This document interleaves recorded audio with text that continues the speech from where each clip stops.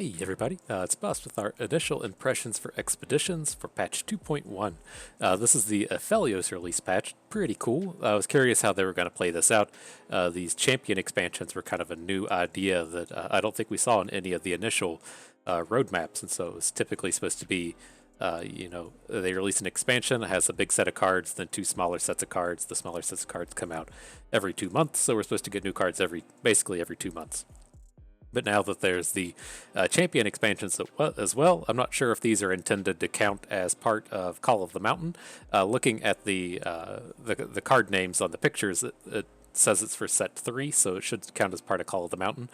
But we'll see how these do these in the future. It's pretty cool getting all these additional cards. I wouldn't be opposed to seeing additional cards every month. That might be a little too much for the more casual people, but for those people that play a ton, it's nice to have it kind of shaken up a little bit.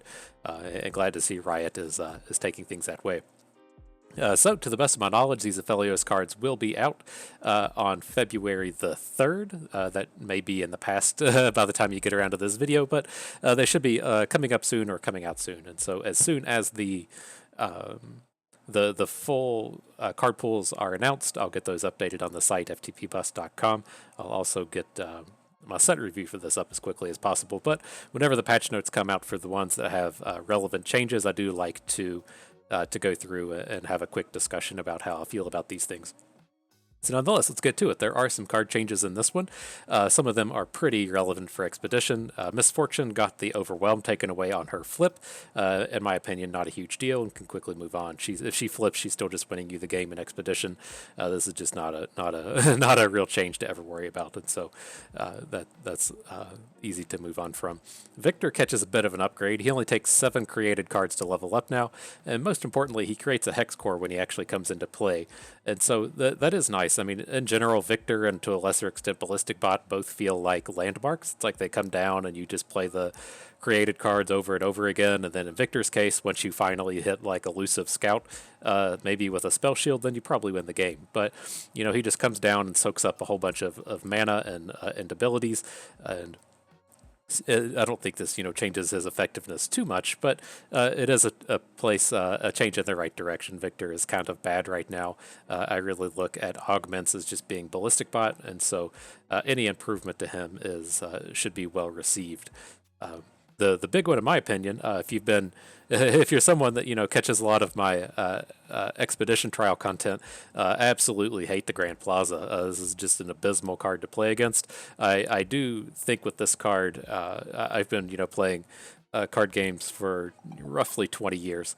This has been the most oppressive card I've ever played against in a limited format. And so, your pack rats for you magicians, it's not as powerful as like Umezawa's Jitte, but this feels much stronger than pack rat if you need a magical comparison for the strength of the Grand Plaza. And so at least now your opponent shouldn't be in these spots to where they just play a bunch of units and just murder your whole board. At least they should just be coming down and getting trades as opposed to getting value attacks across every single unit that they play. Very glad to see the Grand Plaza nerfed. Hope it gets removed from essentially all of the Expedition card pools. This is just no fun to play against. It's just completely abysmal. I'm glad to see this catch a nerf, and so we can move on from there. Interesting change with Warchefs. They are pretty spot on with the notes here that being a 1-3 is horrible and being a 2-2 should hopefully be a little bit better. The problem with him in his current state is it's just too hard to attack with him. My kind of proposed change for Warchefs was to keep him as a 1-3, and then if he's supporting an ally, he gets the +1 attack. And so if he's actually doing his support thing, then he would be a 2-3. If he's on the defensive, then he would be a 1-3. I think that kind of really fit in with the theme of supports being powerful on the attack and weak on the defense. But nonetheless, being a 2-2 now, hopefully, he can get into combat and trade. He's in very much of the same spot as like Tayari. And so, Tayari is not that exciting. His +2 health bonus is permanent. And, that's probably equivalent to giving a unit a plus stat, especially in Demacia when you're paired up so much with challengers. And so, it's a good boost. Hopefully he can get into combat now. He's not just, sitting around hoping that you get wider than your opponent and he can attack unimpeded. And so good bonus for the Warchefs. Homecoming costs 1 mana less. It's kind of interesting to see this in the sense that Will of Ionia was deemed to be too good at 4 mana, and so dropping Homecoming down to 4 mana is a bit surprising. I guess it does, really kind of hit home. There, Riot's note here is that, Ionia is the recall faction, and they want these recalls to be, powerful and potent and faction defining. Sure, but in a lot of my opinion, I think Homecoming was just better than Will of Ionia. There are spots to where you don't want to be returning your own unit, and that, this can be viewed as a negative, but I was really surprised to see the price here drop. But it is, again, kind of nice to see this slightly different than Will of Ionia. In most of our Ionia drafts here recently, we're just kind of like, well, get one. Get a Will of Ionia, get a Homecoming, get 2 of them at the most. Make sure you have one, but, there's no real difference between them, it feels like, in Expedition. And so hopefully this will at least give Homecoming a little bit more definition as opposed to being around Will of Ionia. Down here, Greenglade Elder catches an upgrade to 3 stats. Love seeing this. He's, still pretty horrible stat-wise for 3 mana, but, our big problem all along with Greenglade Elder has been, what if we have this like really aggressive curve, right? We play a 1-drop, we play a 2-drop, then we play Greenglade Elder. Like, we've just missed out on 2 cards that we could potentially be giving a bonus. And so if we're going to have, 4 cards in our hand on turn 3, with that route, we're losing out quite a bit of value, and then we just don't want to be playing a 1/1 when we're giving a boost to like 2 units in our hand. And so you just never played him, right? He just sat around in your hand forever. And so at least, picking up 3 stats, he still trades with every 1-drop in the game, which I think is pretty good. But, he can be interactive with, say, a Young Witch now, right? So we play Young Witch on 2, Greenglade Elder on 3, then that's not as horrible if, you're only giving a boost to 2 units in your hand. And so I'm glad to see the Greenglade Elder catch a little bit of love. I felt like he was pretty terrible at a 1/1. Down here, Captain Farron only creates 2 decimates instead of 3. I've had this be relevant maybe like 5% of the time. Captain Farron is just a complete monster in Expedition and almost immediately wins every single game where he comes down. And so nothing changes with him in the sense of, are you willing to play him or draft him? Absolutely you are. He is just the absolute best top end in Noxus. You love having Captain Farron anytime he shows up. There were some more interesting changes down here. Blade of the Exile. This is the fully forged Riven Sword, dropped down to 1 mana. So now, we'll have to keep note in Expedition that your opponent can spew off Riven Swords for a total of 4 mana of investment, where it used to be 6. And that's really the only big thing here. And so, definitely a boost. It doesn't make me want to play Reforges any less, or make me want to play them any more.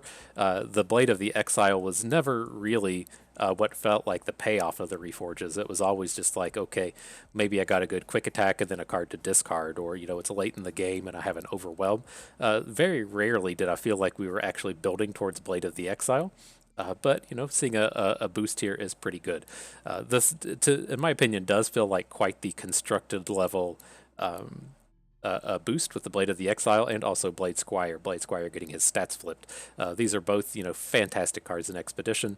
But, when you have these smaller value plays that you're making in Expedition, they tend to add up a lot more and come forward with some big results, as to where I could see this in Constructed just not being as impactful, and so these don't change a whole lot. All the things that we liked about Reforges we still like. Their versatility is fantastic, but the Blade of the Exile a little cheaper, Blade Squire getting the bonus to attack, all in all good stuff. I believe these were intended to make Riven more palatable and constructed, but again, these 1 mana value units in Expedition historically and likely for for the extent of Runeterra's livelihood will just be absolutely fantastic units. And so it is nice to see this upgrade happen, at least on the Noxus side. Hopefully make the Noxus aggro decks a little bit stronger. Oh, I won't I won't delve into my complaints on Legion Rearguard being nerfed and the ultimate sadness that it brings me, but I love seeing a nice aggro unit appear with Noxus. Down here, Hush does now cost 3 mana, up from 2, which is completely fine. It's still playable, it still does what you need to do, it still silences champions when you need it, turns off Overwhelms, turns off Elusives, all in all, extremely versatile. But do take note, because this is a big one in the format, having Hush cost 3 mana now. And then the last change, Pale Cascade, a little bit interesting. The Nightfall version only gives +1/+1 now instead of +2/+1. I was curious how they were going to navigate this because it kind of felt like, Pale Cascade is just the best combat trick in the game. It doesn't feel oppressive. Like it's not something where you're just like, wow, I just played Pale Cascade and like, completely dominated my opponent. But it's just like so powerful in the previous iteration that it really does win you a lot of games where it just doesn't feel like it's won you the game. And so this probably did need a nerf, but it was interesting to see what they were going to do with it, right? If you just make it +1/+1 across the board, then the front side of it is pretty weak, and then that has huge ramifications just for Diana since it's her flip card. And so I think they navigated this well. It is kind of awkward in that. Hang on, did I just completely miss this? Does it just give the entire +1/+1 across the board? I thought it gave +2/+1, and then if it was a Nightfall, it gave +1/+1. Oh man. Oh, I have to stop and reread. Okay, so that is how it is. So it is a little bit weaker now, and that sucks to be Diana. I thought it was +2/+1 on the front, and then +1/+1 on the Nightfall, which I thought was, ultimately going to be pretty confusing, but a reasonable boost. And then it gave you a nice little mini game if you want to get the bonus attack or if you want to get the card draw. But no, it's just +1/+1 across the board. Still fantastic. It's probably better than Troll Chant. I think I would still kind of rate my combat tricks as like Pale Cascade and then Troll Chant and then kind of all the other ones. Just getting the 2-for-1s in combat is such a huge deal, and we will still happily play all of our Pale Cascades. But no, yeah, not a bad set of changes. As I talk about frequently, I do believe all of these cards are adjusted due to constructed, and then their visibility rates are changed for Expedition to compensate. So if the Grand Plaza is too oppressive in Expedition, they'll just make it not show up as frequently. Again, I'm not 100% sure that's how it actually works. It's just how it feels like they do it to me, and hopefully, hopefully the Grand Plaza is completely gone outside of that one Garen card pool where it's just stuck and never leaving. But again, the champion changes, not too much different there. The Grand Plaza caught a nerf. War Chefs, Homecoming, Greenglade Elder, Captain Farron, not a lot of huge changes there. Reforges catch a bit of a boost, but we were always super happy to be playing those. And then the big things for everyone to take note of if you're going to catch one thing to remember as far as the card balance changes as this goes. Hush now costs 3, Pale Cascade gives +1 attack. All in all, pretty interesting little set of changes. It feels pretty healthy. Nothing seems too out of the ordinary there. Down onto the next section. With the changes to the Expedition card pools, we can't completely see what's going to happen here. The one note just says, the cards from Aphelios expansion have been added to the various archetypes, which is, something I won't be able to see until the lead dev posts the changes to the Excel spreadsheet. So he's usually pretty on point with that. I hope he took some junior intern and said, this is what you do. This is what you do for 4 hours every 2 weeks is you go and update this sheet. Hope he doesn't have to do it himself, but those have been updated pretty quickly and on point here pretty recently. But the other thing, and what I thought was pretty interesting here, is they did make the note Aphelios himself has been added to the Luminous Dust card pool as an alternate to Diana. And so this is the first time that we're seeing this in the where we have a card pool that has 3 champions in it, right? So Luminous Dust now, it used to be just Diana and Nocturne, and it sounds like they are not taking Diana out. They're adding Aphelios in, so there's actually 3 champions within this card pool, which I think is fantastic. I love hearing stuff like this. It feels like it opens up a lot of design space in Expedition. My feeling with Expedition now is we're getting up to like way too many card pools. A lot of them are extremely similar. Like there's not a whole lot of difference between an Afterlife Callista and a Retribution Callista. Maybe they could do something to kind of merge those. Like why do we have Afterlife Callista and the Black Mist Nocturne? They're both wanting to be Mist Wraith decks. Maybe, we just, fold some of those together so there aren't as many specific card pools. There isn't as much knowledge for a new person or a more casual Expedition player to need to know. And so, we'll see how they do it. I'm not a dev. I don't know, what's good or what's bad. But this feels good. This feels positive. And so, it's like kind of my example I thought of was, what are they going to do in the future if they release another elite champion, right? I assume that there will be one. I don't know enough about League of Legends lore to know, what elites are, but I'll assume that like Garen has a friend or something, and they put on their armor and go to battle, and there's going to be another elite champion, right? And so, do they just take Garen out of Demacian Steel and add this new champion in, or do now they have the option to have just both Garen and this other champion be in Demacian Steel? And so, I get that it kind of sucks if they take your favorite champion out of the game, like if they remove Garen from all of the card pools. But this would, be another way to at least say, well, I kind of get the idea of what Demacian Steel is. I might have seen it in the past with Garen. Now that this new champion I've made up shows up, there's not as much to know. And so we'll see. I feel like I have no complaints about this and only positive things to say, but we'll see how it shows up in the future. And then, the other big thing to see for the next patch, Luminous Dusk is 4 times as likely to show up as the other champion packs are. So we're going to be seeing quite a bit of Aphelios, Diana, and Nocturne in the upcoming future. And so get yourself ready for the aggro decks. Diana is primarily extremely aggressive. She has extremely good 1, 2, and 3 drops. That's kind of Diana's thing. Nocturne also very good at being aggressive, especially if he's able to pivot into Mist Wraiths. Extremely good aggressive deck. We'll touch in on Aphelios in a little bit. He seems a little slower. He seems like he's more of the top end of the Nightfall curve, but we'll see what happens with that. Okay, and then down here, as far as the specific card pools go, it seems like they just went through and took out a lot of shitty cards, which feels pretty good to me. And so, I'm sure this is pretty tough to balance. You see a card like Pesky Spectre. Like, what are we supposed to do with it? There has to be, there's 2 ways I kind of look at it, right? Like, historically, throughout, like, things like Magic, people only play with, like, 30% of the cards. I believe that's the number I saw from probably a Mark Rosewater article from 15 years ago.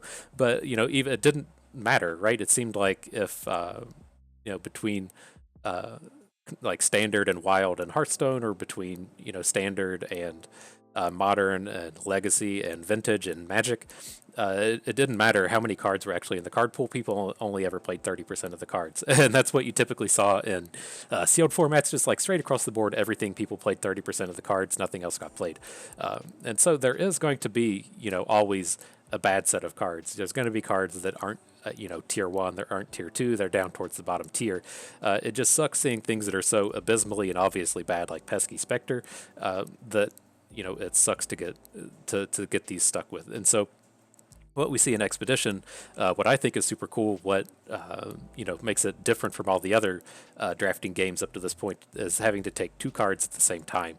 And what really sucked was, like, there is a degree of, like, what is the worst card I'll take with a Pesky Spectre? If we see like Pesky Spectre paired up with Rasa, like, yeah, maybe. If we see Pesky Spectre paired up with Vengeance, okay, maybe. But once we get out of that like top tier of cards, it's just like you're losing out on a pack choice, right? If you see a Pesky Spectre paired up with a Doom Beast, like, you're never taking it. And so the polarity between how bad Pesky Spectre is and what can reasonably be paired with it was pretty high. I'm glad to see this go. This doesn't feel like a skill tester, like, and so people aren't, people immediately find out that Pesky Spectre is no good. People immediately find out that Monkey Business is no good, and so it's great that these cards seem to be removed. They're pulling out some of these completely abysmal ones, because that is such a feels bad moment when you see a set of 3 packs and then it just feels like you only have 2, because some of the cards are just so completely bad. But that's what we see in a lot of these here. In Luminous Dusk, they lose Pesky Spectre. In Mega Keg, we lose Monkey Business Strawmarm. Moonlit Heist loses Monkey Business. Glad to see all of these go. Shadows and Dust down here loses Trevor Snoozebottom. Beautiful. These cards are all garbage. And so, those are some pretty easy ones. There's not any like really big defining changes here. Enlightened pick up this is the Karma pool, picks up the of Ionia. Good job. The Fishbones was the one they talked about up here. This is a pretty big set of changes where they just took out a whole bunch of garbage, and all of the Monkey Business cards. Eager Apprentice, Hexcord Foundry are reasonable, but they don't fit in with the deck. And then adding in Ballistic Bot, Veteran Investigator, sure. This is a 1-drop centric deck. Surprised to see these aren't really changes with 1-drops, but is what it is. This is at least an improvement in card quality. And so, yeah, like, nothing really huge happened here. There's no big archetype defining changes, but for the most part, they are just taking bad cards out, and I look at that as a big positive and improvement as well. And so cool. So that should do it with the balance changes and the changes to the expedition pools. And then we do have all of the champion cards released as well. I do want to take a moment to go through those. Here is the big champion, the excitement that we'll be seeing here over the next couple of weeks in Aphelios. He is pretty reasonable. What we have come to find is all of these cards that come into play and just generate something else, or in his case, he can potentially generate other cards in the future. They all tend to be pretty good. And so his level 1 side is kind of weak. He does come into play and start generating these moon weapons. I'll leave that on you to go through and figure out what all of these do. They're all very good. And then basically what happens is you'll play this one, Calibrum. Deals 3 damage to a follower, and then that generates a different one, either Severum or Gravitum. And so you'll play the 3 damage one. Then you'll have the choice between the one that gives an ally +1/+2 in lifesteal, or you'll have the choice between the one that stuns a unit and then stuns it again. Then this one lines up to the next 2. It's just much easier to see if you just go Google search. Phased moon weapon, Runeterra, or whatever. They're all over the place on Reddit. People making charts and making these easy to see. It'll be much easier for you to just go find that as opposed to listen to me talking to it. But as it seems, with this Aphelios, these things all cost 2 mana. He has to play 8 mana worth of moon weapons to get flipped, and so this is a pretty big investment, right? And so it feels like he's more of like an engine card, right? We're not going to do much combat with Aphelios. He's just going to come down on this board, generate a whole bunch of spells, play a whole bunch of spells, and then as a result of that, we're going to be able to fuel all of our nightfalls. And so I look at him as more of kind of like a landmark with stats as opposed to being a reasonable unit, which, he's fine. He's statted okay. 3/3 for 3 is pretty on board. All of his value is going to come out of these moon weapons. And so it'd be interesting to see, right? My big take on Aphelios is if you're wanting to, look to play him and draft him, just replace your Eclipse Dragons with him, right? Because that's essentially what he's going to be doing. In the Nightfall decks, we usually top end with Eclipse Dragon. It just comes down, generates 2 more Celestials, and then you just win the game with all that card advantage. This is similar to what we're going to see with Aphelios. I do believe he's just going to come down, generate all of these spells. If we can leave him on the board, play all of the generated spells, then we'll probably win the game. Otherwise, he's just going to come down and trade or something. My kind of initial impression of him is that he's just going to be a tier 3 champion. And so the way we, in my tier list, we typically look at champions like that is, if everything goes well in the draft, we'll probably get up to the final battle. If things go kind of mediocre to bad, then, we'll probably get 2 or 3 wins. This isn't a champion like Zed that can just hard carry, or a champion like Leona or Callista that have extremely powerful card pools. This feels all very medium to me. And so I think he'll be a pretty medium level champion. Prove me right, prove me wrong. Tell me what you think in the comments. I'm on board for all of that. But, the last thing to touch on with Aphelios is his flip. I believe it's down here, Gifts from Beyond. It does give you a way to generate an additional moon weapon. And then to the best of my knowledge, this should be a card. And then, there aren't any other current cards that generate moon weapons, but, it wouldn't surprise me to see another way. So it's not like he has to just completely sit down and you have to wait 4 turns to get him to flip. If you have a copy of him in your hand, or if you draw Gifts from Beyond, you can cut that down quickly. You can also think, as long as you have the mana, these will just chain together. They may not chain in the way you want them to, but if you have, say you play him on turn 5 with 2 spell mana, play your moon weapon, and then the next turn you have 6 mana, play 3 moon weapons, he should be flipping.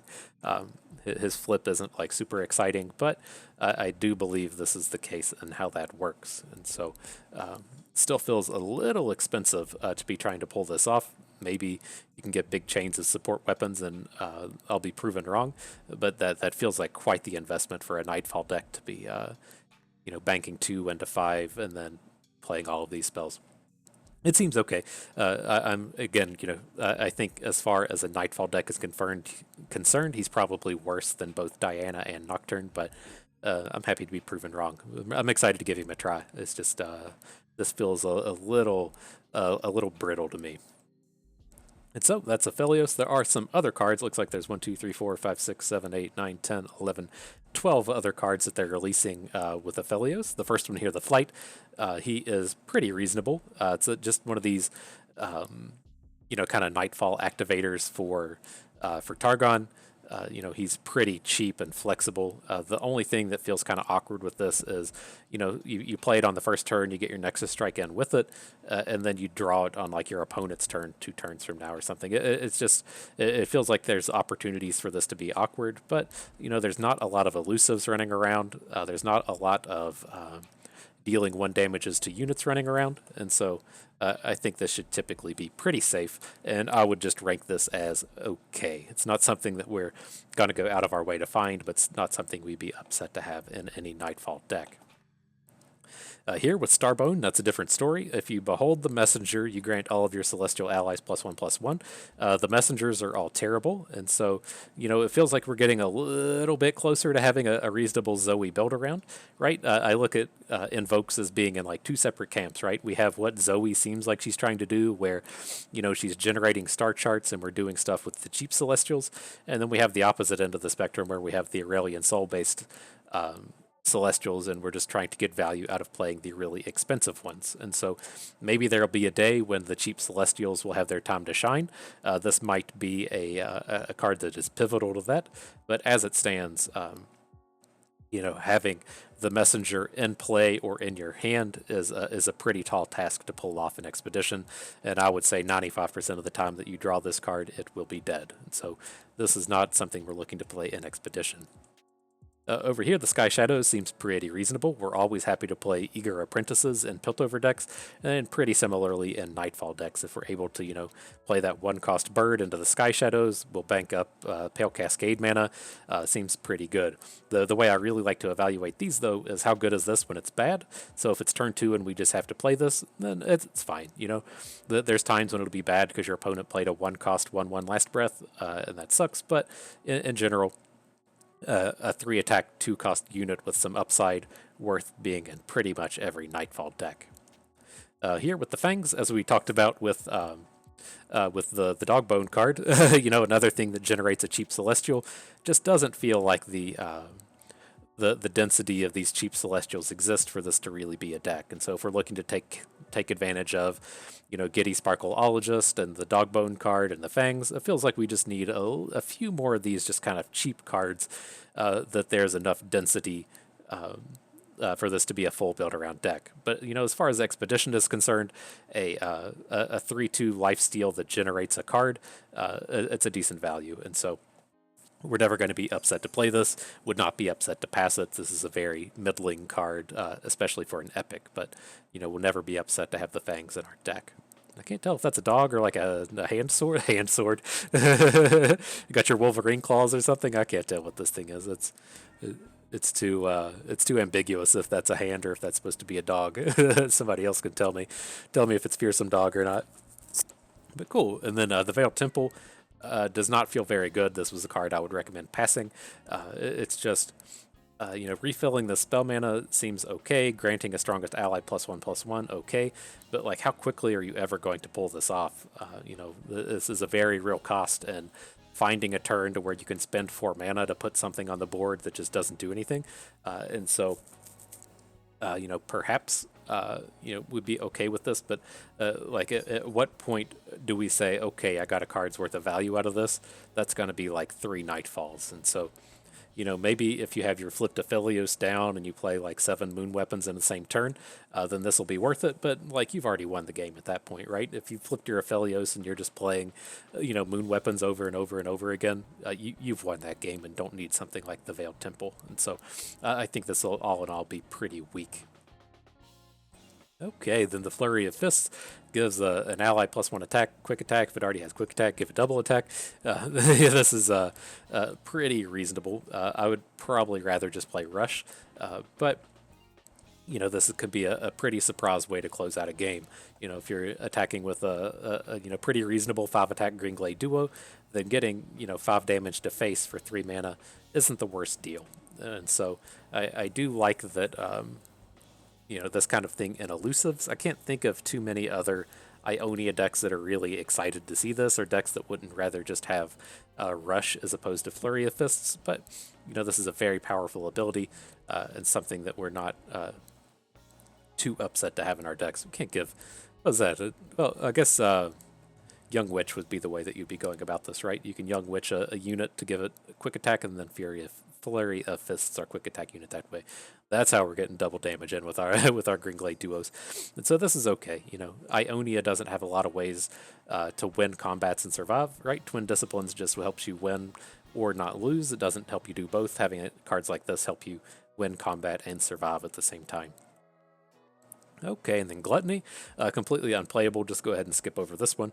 There's just not enough cards to be able to pull anything off with this. Like, do you really want to spend 3 mana to kill your Cursed Keeper and, get a 3-cost unit out of your deck? Probably not. I think this card's trash.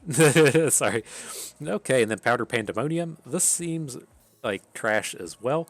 It's very tough for me. Like, how many times are we... Okay, number one, like, how many plunders do we need to activate to get this in a good spot? Like, maybe 2, probably 3. And then, like, if you're at 4, then that's probably okay. But can you ever put 4 monkeys on the board? Probably not. And so, he's kind of awkward in that sense. But then on the flip side of the coin, like, how many plunders do you ever get in a game? Like, if you have a bunch of Jagged Butchers, then you might be able to get multiples. If you're only counting on Black Market Merchant and Pilfered Goods, then you're probably going to be playing this for 1, which was completely terrible and horrible.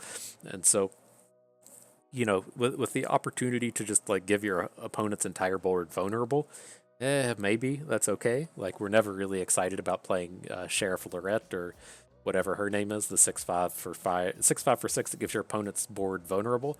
And so, if we aren't excited about her, I can't imagine we're ever excited about Powder Pandemonium. And so, we'll give it a try. But this is a card that I feel like is right on the edge of unplayable. Like, we won't be mad to have it in our deck if we're in like a dedicated plunder deck, but there's going to be a lot of times where this card is bad to dead, and that the polarity is just off, and we aren't happy about it.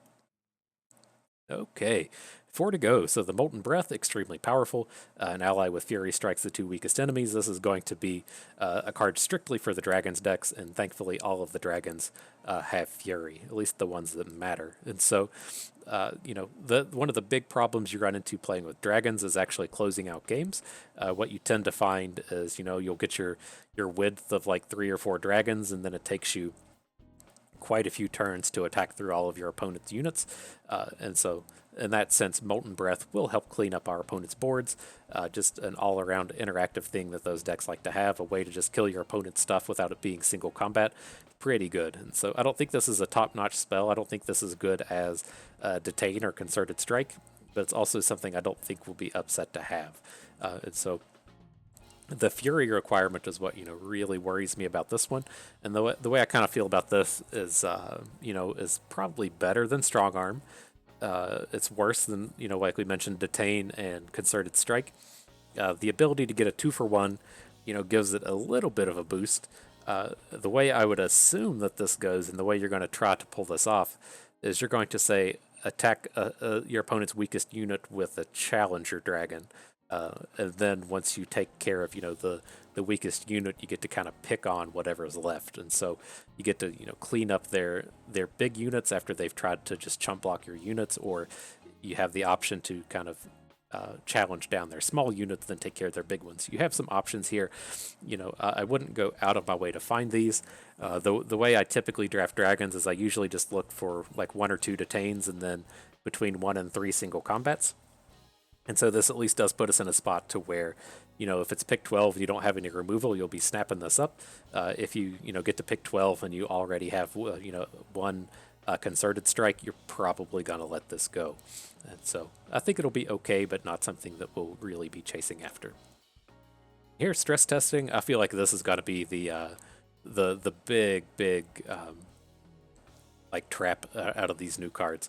It's just, it's so easy for the scrap heap style decks to just get a bunch of like puff caps or augment card or ballistic bot ignitions or get reforge cards. There's just so many ways to put cards in your hand that you don't really need this thing to just discard and cycle away. If it had like a relevant ability, if this was like, deal damage or something, or give a unit a +1 health or a +1 attack, or, discard it to draw a card, then I think it would be pretty interesting. But just having this card in your deck as a, free discard outlet, if you will, not what you're trying to do. You'd much rather just be playing puff cap generator or reforge unit or ballistic bot, anything that actually puts cards in your hand as opposed to just playing stress testing. I feel like this is going to just be something that gets in your hand and just rots away.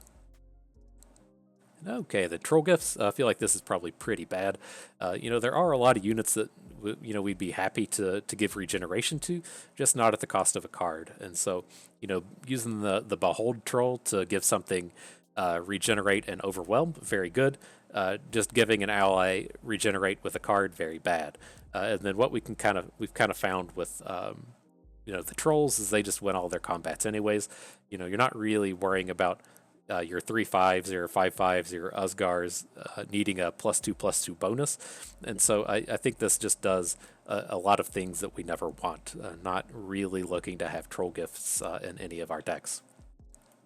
Okay, and last but certainly not least, Wild Claws, 5 mana. One of your allies strikes a unit. If it has Overwhelm, deal the excess damage to face. All in all, pretty interesting.